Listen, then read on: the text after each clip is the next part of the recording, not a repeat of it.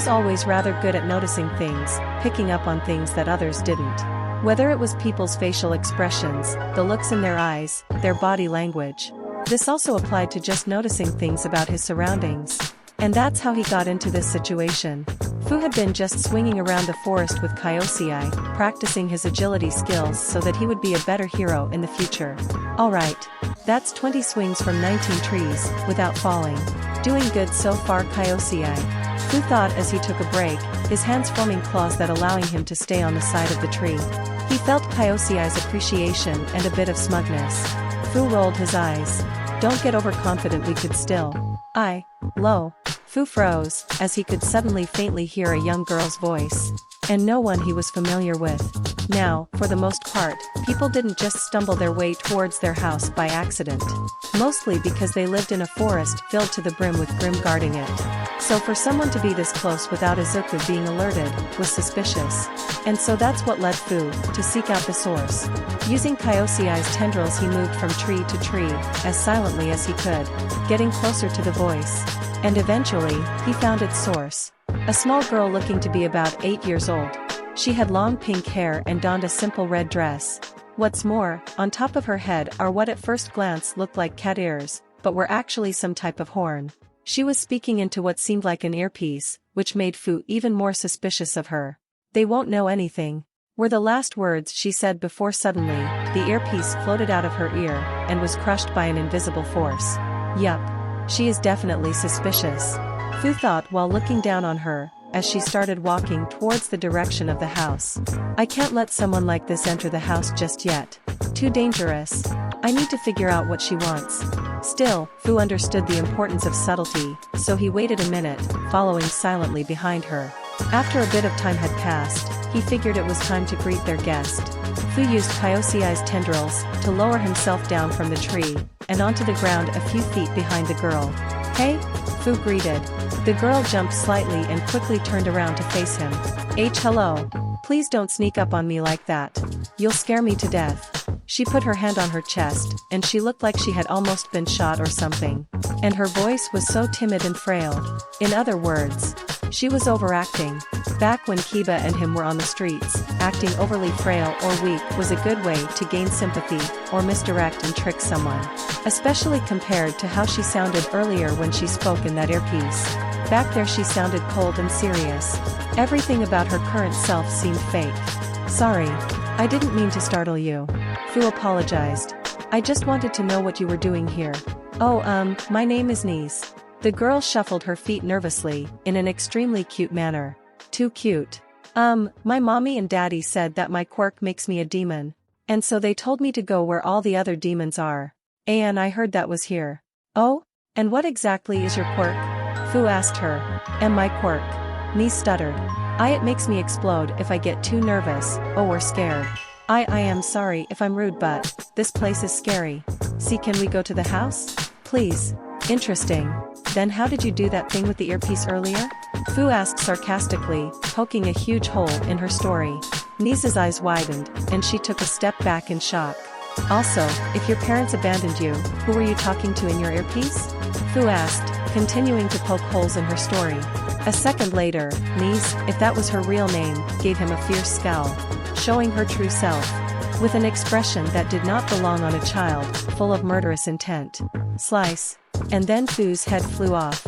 Out of nowhere, suddenly Fu's neck was sliced through, and his head flew up into the air, his neck and now dismembered head spilling blood all over the ground. TCH, damn it, now I have to hide this. Niece grit her teeth in annoyance, as if she had just spilled something on her clothes and not ta'en a life. Or tried to anyway. Before Niece could do anything, two tendrils came out of Fu's body, one from his neck that caught his head and brought it down to his body, and another that shot out of his chest, and smacked Niece into a tree a few feet away, holding her there. Ack. W what?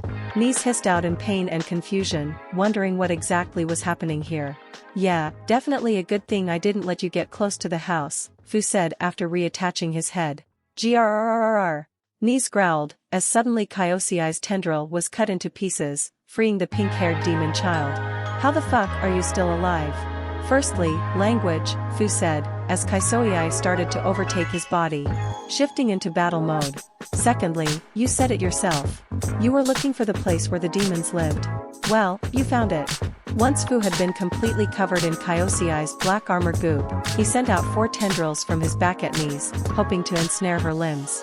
However, those tendrils didn't make it more than a few feet towards knees, before they were suddenly cut to ribbons by an invisible force. Looks like she has some kind of invisible telepathic blade or something. Fu analyzed. Suddenly, Knees was catapulted at him by the same invisible force, and when she was only a few feet away, she suddenly stopped mid-air, just floating there, or rather it looked like she was been held up by something. And then Fu felt something like a weird invisible hand go through his chest and pull out his heart. No, not a blade. Maybe a hand? Fu theorized, and he made his hand grow to the size of his body and tried to hit Knees in a grand sweeping motion. However, when the swipe was about 2.5 feet away from Knees' body, it was suddenly stopped by that invisible force again. But that was Fu's plan, as suddenly the black symbiote goo started spreading onto whatever it was that was stopping it, making it visible. It was a hand. A hand connected to a long tendril, that judging from what Fu could see of it, was coming out of her back. Grr! Off! Knees growled. And suddenly, the tendril and hand disappeared, causing the part of the symbiote that was covering it to get sucked back into Fu's hand, but then suddenly the hand was cut into pieces. Just die already. Slice! Slice! Slice! Crunch! Knees fell to the ground, and a second later, Fu's limbs and head were sliced off, his body was cut in 2, and his skull was smashed into the ground like a pumpkin, spilling blood and viscera all over the place. Knees breathed a sigh of relief, thinking she finally killed him. But it didn't last long. Kaiosei brought all of Fu's parts together, and helped along with Fu's natural regeneration, to put him back together in a matter of seconds. That's not gonna work, Fu said as he finished regrowing everything. What are you, immortal? Knees shouted out in frustration and slight fear. Pretty much. Of course, both Fu and Kaiosei had ways to negate their regeneration, and eventually kill them, but she didn't need to know that. A very interesting quirk you have there. Let's see. From what I could figure out, it lets you create invisible hands that come out of your back, which can cut and crush opponents from a medium distance. But when I tried wrapping it up, it vanished. Can it turn intangible, or can it only exist for a short period of time? Knees did not seem amused. Grrrr. Die! Suddenly Fu was picked up by the invisible arms and then slammed into the ground, where he was then clobbered by a barrage of extremely quick punches, that turned his body to a bloody paste. This still failed to kill him, however, and Kaiosei wrapped around the arms that were punching him, halting them for a bit, and allowing Fu to finally see them all. 4. There were a total of 4. Okay, good to know. Fu thought. The arms vanished from Kaiosei's grasp, before quickly going back to pummeling Fu's regenerating body. So she can make them vanish on command. Alright. Fu was gathering more and more info, all while planning a counterattack. Because while she was beating him into the dirt, Fu sent a special surprise under him. Suddenly, a big black tendril came out of the ground, having tunneled up behind Knees. Before the girl could react, the tendril smacked her into a tree, hard. Gah! Knees felt the wind get knocked out of her as her back hit the tree so hard, it made a crack in the wood. Quickly Fu recalled the tendril back into himself, as he started to regenerate his body back to pristine condition. It's a really good thing I can't feel pain. Fu thought as he jumped back, using his tendrils to make some lines in the dirt as he leapt away. Grr! Once again Knees growled and moved forward to attack Fu, who was now much farther. Once she reached the first line Fu drew, Fu sent out 5 tendrils towards her. She cut them up once they got closer to her. But little did she know, this was part of Fu's plan. Each one of those lines represented a foot of length, meaning he got to roughly measure how long her invisible hand tendril things were. Roughly 6 feet was her effective range it seemed. Fu sent a few more tendrils at her to confirm, and that seemed to be accurate. So she had 4 arms, with a range of 6 feet. She could make them intangible, they were very strong, and they moved very very fast. He couldn't afford to throw himself recklessly at her, otherwise, he'd use up all his meat reserves, and die.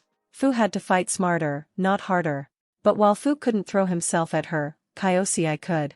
So long as there was no fire or sonic attacks, nothing could really hurt him. And she only had 4 of her arm things, and could only reach 6 feet. Kaiosei could do much, much more. Fu mustered up as many tendrils as he could, around 20 in total, and launched them at Nice from as many angles as he could, as quickly as he could. Nice grits her teeth and braced herself. The tendrils came at her quickly and furiously, and Nice did the best she could to cut them to ribbons, but each time she cut one another one would come, she would cut that one, and the one she just cut would grow back and come back at her. They kept getting closer and closer to her, inching forward towards her, as she struggled to keep cutting them up. If this kept up they would reach her eventually. She had move. Nice used her invisible arms to launch herself up into the trees, having one of her arms grab and dig into the tree trunk, making it seem like she was floating in the air. Fu sent the tendrils after her, and Nice had to jump from tree to tree, quickly getting away from the tendrils, and launching herself towards Fu. Fu sent out a tendril behind him, to grapple himself away from her range, but she was quick, and as he was getting away, she got close enough and sliced him in two. She's fast. Fu thought as the tendril dragged his now legless body away from her. He doesn't even need to reattach his parts to heal. Nice growled as she watched Fu quickly start to grow back his legs. Nice then started to chase after him, with Fu swinging away as the two swung through the trees of the dense forest. She's faster than me, need to slow her down, Fu thought. Fu sent out tendrils all around him, grabbing branches off trees, and throwing them at Nice. Nice tossed them aside with ease, but this did slow her down just a little bit. Fu then started to make some hard turns, making it even harder for her to follow him. And eventually, Nice lost sight of him. The pink-haired girl looked around frantically, trying to figure out where he had gone. No, no, no, no, no. Damn him, why won't he just die? She looked down at the ground beneath her, as emotions began to boil up. Shame, anger, fear. No, I won't fail. Not again. I can't fail again. And it when then, as she looked down, she noticed something. A shadow looming over her, getting bigger and bigger. Her eyes widened, and she looked up, to see Fu lunging at her from the sky. He was less than 3 feet away from her, she couldn't move away. Not in time to avoid an attack from the monster bearing down at her. She had to use one of her invisible arms to keep her up, and from this distance, she wasn't sure if she could cut him up fast enough with just 3. So she made a decision. Nice shot herself downwards towards the floor, getting some distance on Fu, and allowing her to use all her arms to slice Fu to pieces. Slice, slice, slice, slice, slice, crack. Fu's body was cut into many, many pieces, and both of them fell on the floor, Nice hitting her back on the hard dirt ground. Ah! The young girl screamed out in pain, as blood started coming out of her mouth, the impact doing serious damage to her small body. Fu's chunks and Kyoseai's goo fell around her, as she used her quirk to make sure nothing fell on her, except for the blood that came raining down. Nice lied on the floor for a minute, trying to recover from her injuries, and desperately hoping that Fu was actually dead. Unfortunately for her, it was not to be, as Kyoseai's black goop started moving, gathering all of Fu's pieces in a ball of ooze. Inside the ball, Fu quickly regenerated, and the ball morphed back into Fu's form, as in about a minute Fu was back, good as new, at least on the outside. Internally, Fu had used up a little more than half his meat reserves, which was not good, to say the least. But, she didn't know that. All that she saw was that she cut him into chunks, and he was still alive, and perfectly fine. While she was on the ground, very injured and running out of energy. To her, she was losing this fight and then some. But Fu knew this fight was far more even. If he wasn't able to regenerate, then he would die pretty quickly. Not to mention he would go into his rampage mode, meaning he wouldn't even be able to retreat. He'd turn into a mindless animal that would soon be slaughtered. But she didn't know that. And he could see the fear in angry red eyes. Maybe, just maybe, he could end the fight right here, and if not at least he could find out a bit more from her. Fu took a few steps back, as Nice lifted herself up with her quirk, and allowed Kyoseai to retreat back into his body, revealing his normal form once more. Is this really worth it? Throwing yourself at an opponent you can't beat, for what? Why did you even come here? Fu asked her. It's none of your business. Nice spat at him, setting herself down on the ground. I'll kill you. Every quirk has a weakness. I'll find yours and I'll kill you. I can't fail. I won't. If that's true, then what about your weakness? Wouldn't overusing those arm things of yours do something bad to you? Fu asked her. Grrrr. They're called vectors. Nice said through clenched teeth. Judging from her reaction, overuse is a serious problem for her. Fu thought. Well, you're right about one thing. I have a weakness. But it's not something you can use. No matter how many times you use those vectors of yours, I'll just heal back up. You can't win this fight. So what are you even trying for? Why put yourself through all this? I can't fail. The girl repeated, looking at the ground with teeth gritted so tightly it's a wonder they didn't break, and her fist clenched so hard that her nails started to dig through her skin. Mommy and Daddy said I had to kill him. I have to. Otherwise, I'm worthless. And they'll put me in the training room again. I'm not going back. I can't go back. I won't. You don't have to, Fu told her. Huh? What? Mies looked up at him, confused and angry, wondering what the hell he could be blathering on about. You don't have to go back to them, Fu said. It seems like you're one of us. The ones who go unlucky at birth. Most of our parents didn't love us either. My parents love me. The girl shouted back furiously. As long as I do what I'm told, and kill who they tell me to, they'll love me. Parents whose love you have to earn, aren't real parents. Fu countered. My father loves me, and every single one of my siblings, just for being us. Even when we mess up, and make him mad, or upset by doing something bad, he doesn't stop loving us, or whatever it is that your parents do to you, that's making react like that.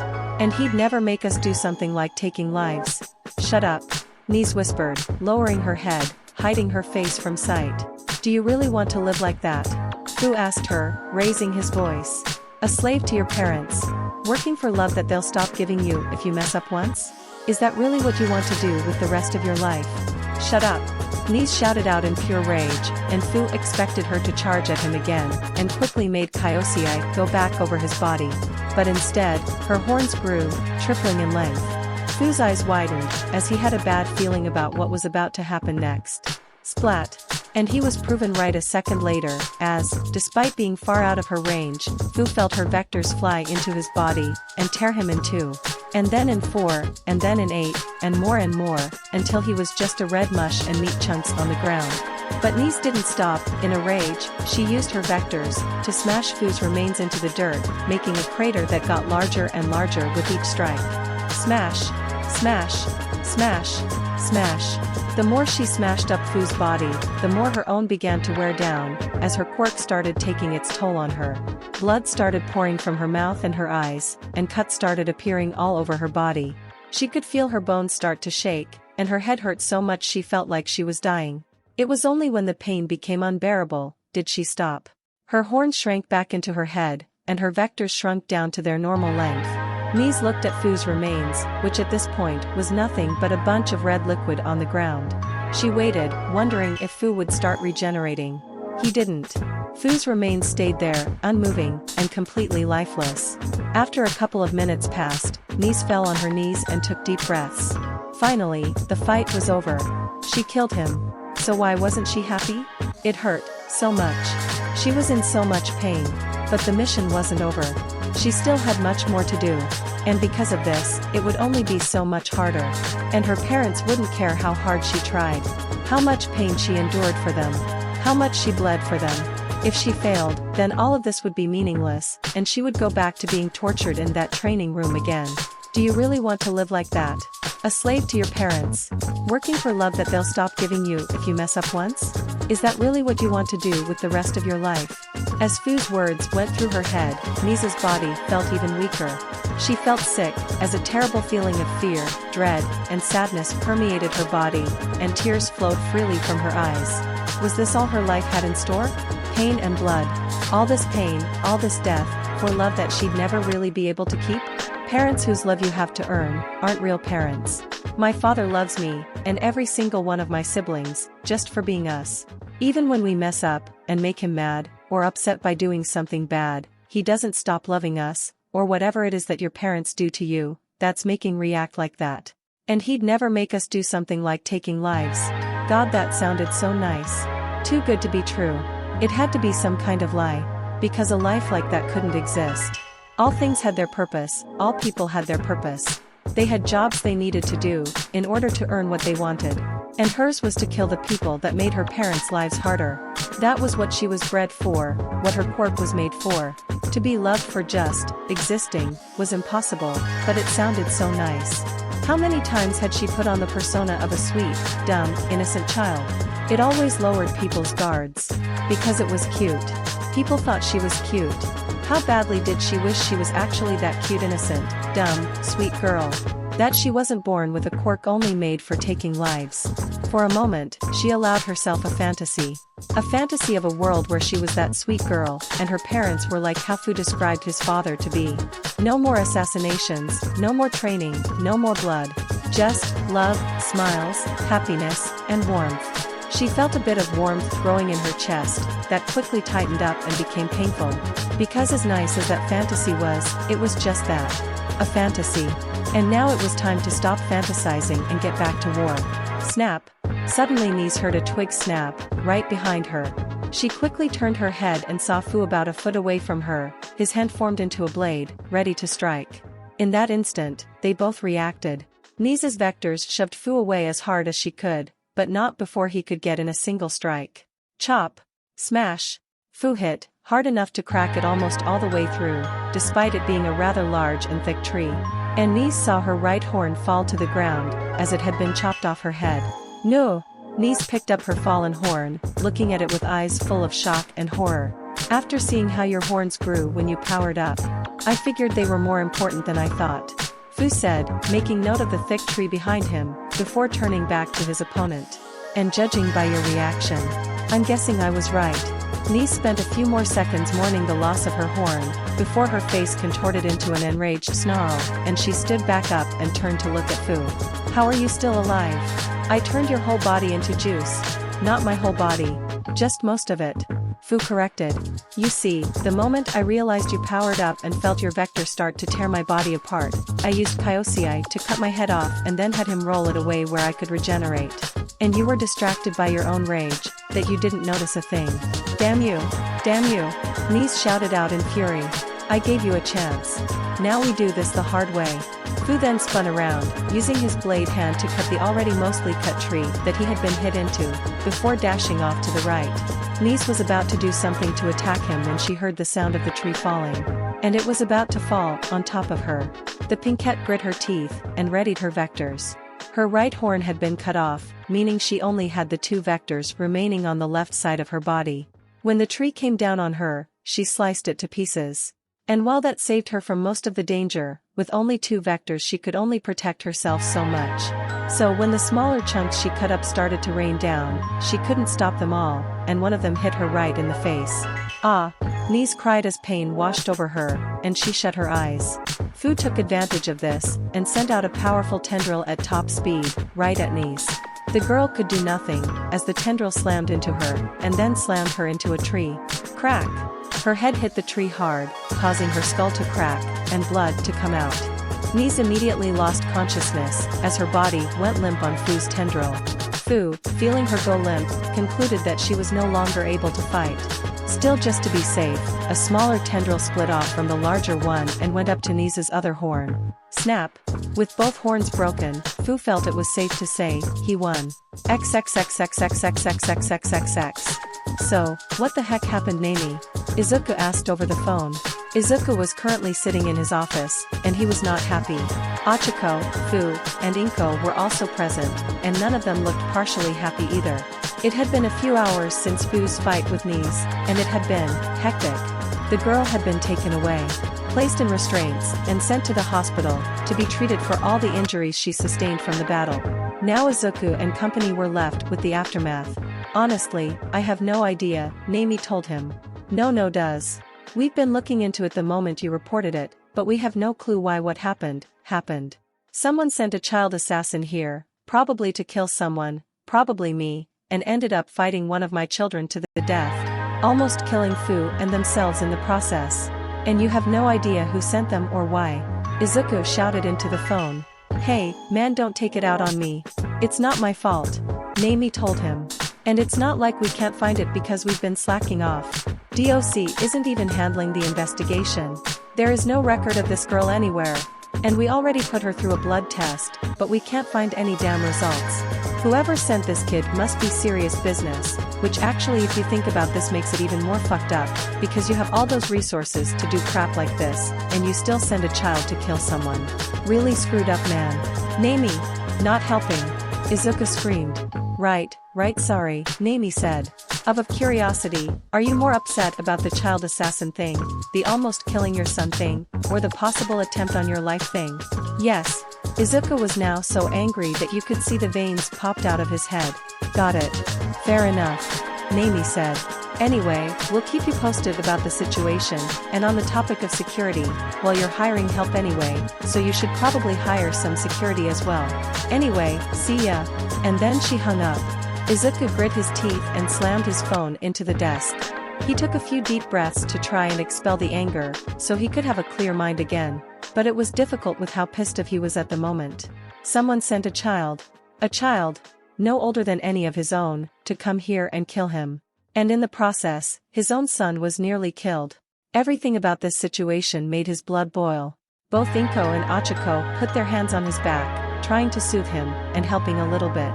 Izuku quickly went into his drawer, opened it up, and pulled out a beige candy bar.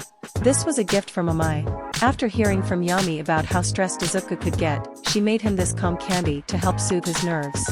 Izuku took a big chomp out of the bar and instantly felt a lot of the anger melt away, as the calming effect of the candy took hold. After taking a few more bites of it, his anger was subdued. Not dissipated, but subdued for now. Izuku looked up at Fu, who was staring at him from the other side of the desk, waiting to be addressed. Fu, when you were being attacked, why didn't you call for help? Izuku asked him sternly, but calmly. The side effect of the mood candies is that if you ate too much in one sitting, you'd be stuck in that mood for a while. So most of Izuku's emotions right now were being subdued by the candy. I didn't want anyone else to get hurt, Fu explained. That girl was too dangerous. If the 1A students or almost anyone else came, they would have died. So I lured her away from the house, and away from the seers. But Fu, we have Grim. We could have just surrounded her with those until we could capture her. Izuku pointed out. You didn't need to risk yourself like that. Honestly Dad, I was just caught up in the fight, Fu explained.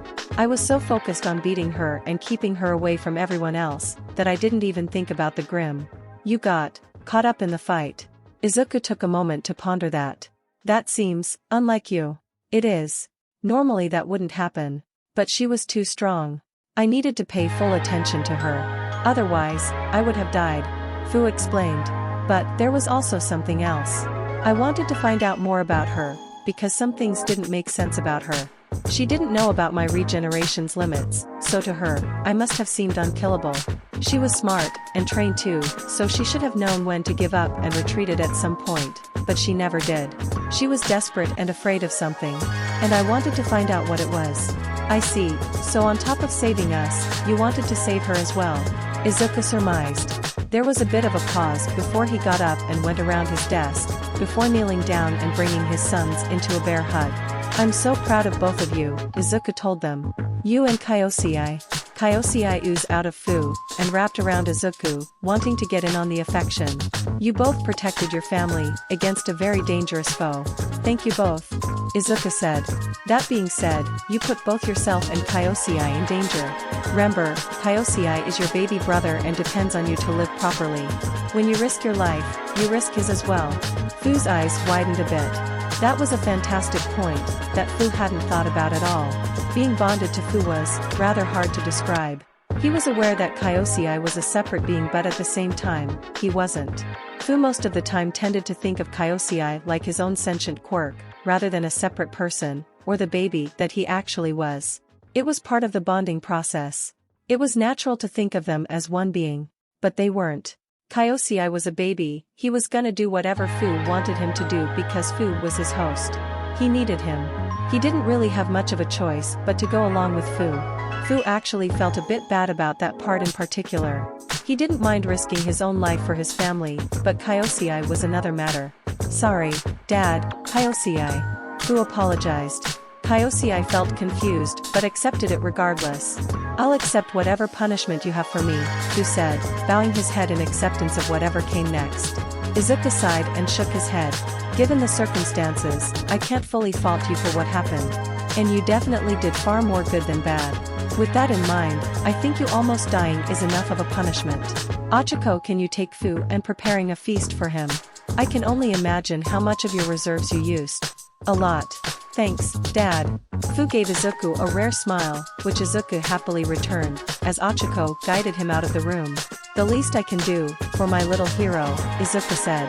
Fu felt a twinge of embarrassment, as he was taken out of the room, and towards the kitchen. Once Fu left, Izuku leaned back in his seat and sighed. I'll have to ask Yami to make more seers and more grim. I can't have this happen again. He reminds me so much of you. Inko smiled, recalling Fu's explanation. Yes, reckless. Like me. Izuku lamented. First Yami, and now him? These kids are gonna kill me, and not in the anyone thought they would have. Now you know how I felt, every time you decided to get a closer look at a hero fight. Inko giggled. Well, I would say you have it harder. I think so too, Izuku said. It's worth it though. Still, on top of increasing security, I also have to figure out why she came here in the first place. I would also be interesting to know what kind of sick person would send a child to kill someone, Inko said, a look of disgust. Oh, don't worry, Mom. When I find out who did this, Izuku felt his anger bubble up, overpowering the candy. I'll do what's within my power, to make sure they pay.